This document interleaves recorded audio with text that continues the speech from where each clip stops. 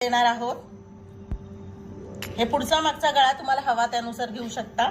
इथे मुंड्याचा आकार द्यायचा आहे आपल्याला आणि इथे थोडंसं शोल्डर उतार आणि छातीचा भाग इथे माझं 5 इंच आहे छाती, म्हणून इथे येते जवळजवळ। आणि ही शिलाईला असं मी हे करून 6ची घडी घेतलेली आहे।